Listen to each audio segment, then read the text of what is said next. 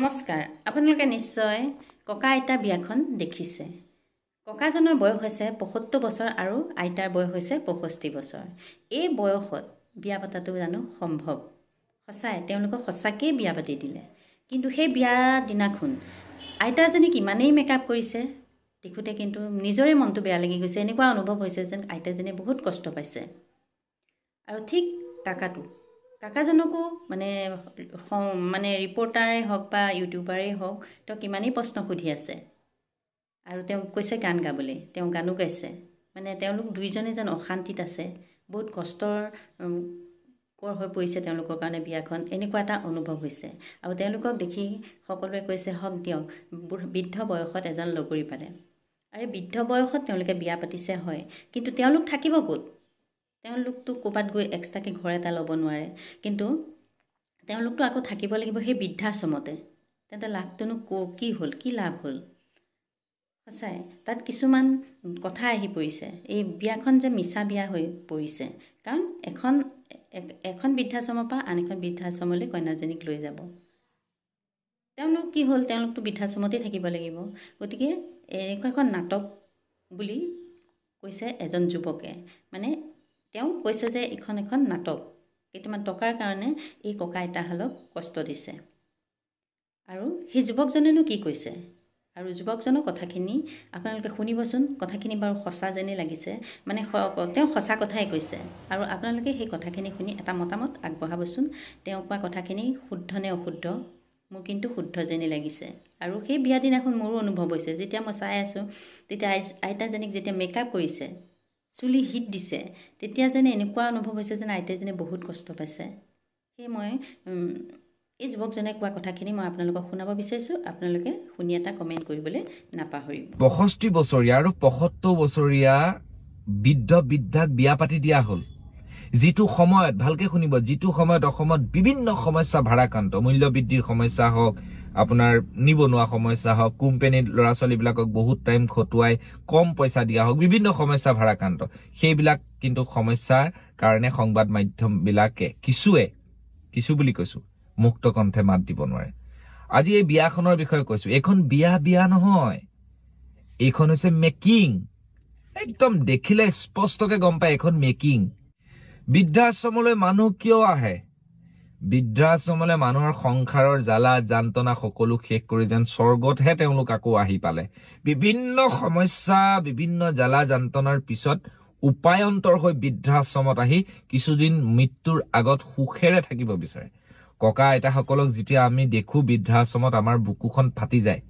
এনেকুৱা লাগে যে কি কৰি দিওঁ সেই ককা আইতাই জ্বালা যান্ত্ৰণা কিয় ককা আইতা হৰাইছে নহয় ল'ৰা ছোৱালীয়ে চোৱা নাই নহয় কোনো নাই আহি পেলাই তেওঁলোক বৃদ্ধাশ্ৰমত আছে একেজন মানুহৰ দুখন বৃদ্ধাশ্ৰম আছে এই বৃদ্ধাশ্ৰমৰ এখন বৃদ্ধাশ্ৰমৰ ককা এজনক অন্য এখন বৃদ্ধাশ্ৰমৰ আইতা এগৰাকীক বিয়া পাতি অনাৰ এটা আদৰ্শ দেখুৱাই দিছে অত্যন্ত লজ্জাজনক ই সমাজৰ কাৰণে অতি বেয়া কথা তেওঁলোকৰ মাজত প্ৰেম হোৱা নাই কাৰণ কিয় প্ৰেম হোৱা নাই তেওঁলোকৰ এই বয়সত নিজৰ শৰীৰটোৱে অবস যাৰ শৰীৰে অবস যি ভালকে আৰু অত্যাধুনিকভাৱে মেকআপ দি দিয়া হ'ল আইতাজনীক জোৰ জবস্তিকে ককাক মানে বিভিন্ন কথা কবলৈ দিয়া হ'ল বাবু লভ ইউ কিবা আই লভ এইটো হৈছে বৃদ্ধাশ্ৰমৰ প্ৰচাৰ এই বৃদ্ধাশ্ৰমখনলৈ মই ভাবো চাই চিতিহে মানুহে মানে দান অনুদান কৰাটো ভাল ইয়াৰ আগতেও বহু বিতৰ্ক গৈছে কিন্তু তথাপিও বৃদ্ধাশ্ৰম চলোৱা কৰ্তৃপক্ষক ল'ৰাজনক আমি সদায় সমৰ্থন কৰোঁ কাৰণ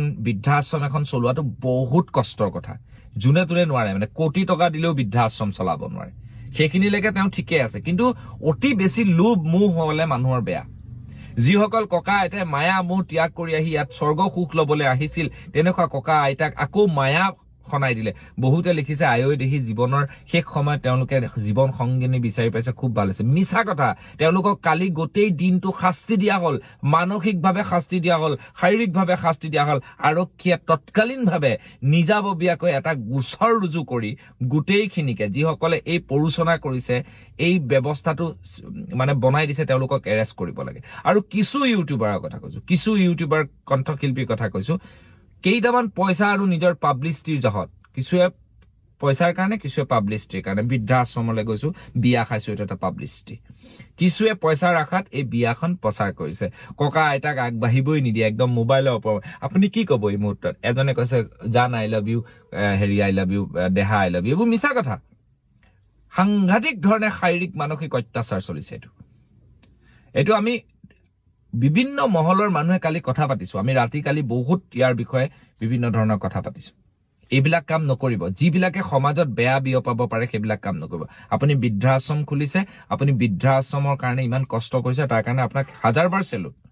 কিন্তু মানুহক আজি যদি অন্য এজন ককাই কয় যে মই এই আইতাগৰাকীক বিয়া পাতিম, অন্য এগৰাকী আইতাই যদি কয় মই এই ককাক বিয়া পাতিম, তেতিয়া কি হ'ব? এখন গোটেই চেদেলি বেদেলি হৈ যাব নাই? এটা নিয়ম থাকিব লাগিব। এইটো হ'ব পাৰে নেকি? এইটো মিছা কথা। তেওঁলোকক এক্সট্ৰাকে মাতি আনি সুধিলে এইটো যে এটা প্লেনিং গেম, এইটো যে মানুহৰ মাজত এটা বিষব বাষ্প যুৱ প্ৰজন্মৰ মাজত, সমাজৰ মাজত যে দলিয়াই দিছে, এইটো ধুনীয়াকে একেবাৰে ওলাই পৰিব। অলপ তদন্ত কৰিলে হৈ গ'ল। এনেকুৱা কাম নকৰিব। এইটো এটা পাব্লিচিটি। আগতে বেলেগ আইতা এগৰাকীক লৈ খুব পাব্লিচিটি কৰিলে, এতিয়া একো উপায় নাপায় এইটো কাম কৰিছে। এইটোৱে আপোনালোকৰ আহিবলগীয়া যিমানবিলাক আমাৰ ভৱিষ্যত প্ৰজন্ম আছে, ই অতি বেয়া বাৰ্তা সূচাব। নো ডাউট আমি ভাবিছিলো যে বা ভালে হৈছে দেই, আইতাগৰাকীয়ে মানে ককা এজন পাইছে। আৰে বৃদ্ধাশ্ৰমলৈ আহি আকৌ বিয়া, ইটছ পচিবল? এইটো মিছা কথা, গুকাত মিছা কথা। মই ক'ব পাৰো এইটো মিছা কথা। কেনেকে প্ৰেম হ'ব? ক'ত থাকিব এতিয়া? তেওঁলোকৰ যদি আকৌ কিবা এটা হয়, তেওঁলোকক আকৌ কোনে চাব? এইবিলাক বহুত কথা আহি যায়। বেমেজালিৰ দিশলৈ ঠেলি দিয়া হ'ল ককা আইতাক।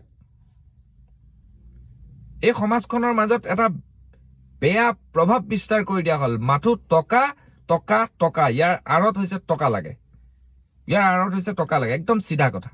মই অলপ দিনৰ আগত মই নিজে বৃদ্ধাশ্ৰম এখনৰ লগত জড়িত। মই এখন বৃদ্ধাশ্ৰমত গৈ পেলাই মই মুকলি অনুষ্ঠানত কৈ থৈ আহিছো যে বৃদ্ধাশ্ৰমৰ মালিকে আমাৰ টকাৰে যদি বাহিৰত বিদেশ ফুৰিবলৈ গৈছে, 20-25 জনী আইতা ককাক যদি চোৱা চিতা কৰি কষ্ট কৰি তেওঁলোকৰ মুঠ গু পেলাই যদি তেওঁলোকে কষ্ট কৰি আমাৰ পইচায়ো বিদেশ ফুৰিব গৈছে, তাক আপোনালোকে কেতিয়াও হকা বাধা নিদিব। কাৰণ তেওঁলোকেও এনজয় কৰক, সদায় ককা আইতাৰ লগত লাগি থাকিব নোৱাৰে।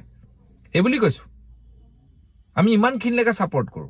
কিন্তু এনেকুৱা ধৰণৰ ফটুৱা মেণ্টেলিটিৰ কাম যদি কৰে, এনেকুৱা ভাইৰেল বিয়া কৰিবলৈ যায়, এগৰাকী আৰ্টিষ্টে ষ্টেটাছ দিছে ভাইৰেল বিয়া বোলে ককা আইতাৰ।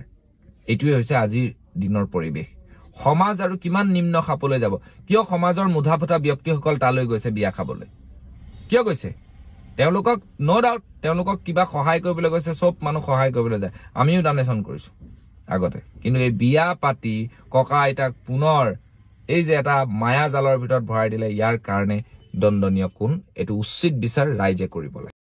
আপোনালোকে নিশ্চয় যুৱকজনৰ কথাখিনি শুনিলে। এতিয়া কথাখিনি কেনেকুৱা লাগিলে কমেণ্ট এটা কৰি জনাব, লগতে লাইকটো কৰিবলৈ নাপাহৰিব। লগতে যিসকলে নতুনকৈ এই চেনেলটোলৈ আহিছে, প্লিজ চেনেলটো ছাবস্ক্ৰাইব কৰি কাষতে থকা বেল আইকনটো প্ৰেছ কৰি দিবলৈ নাপাহৰে যেন।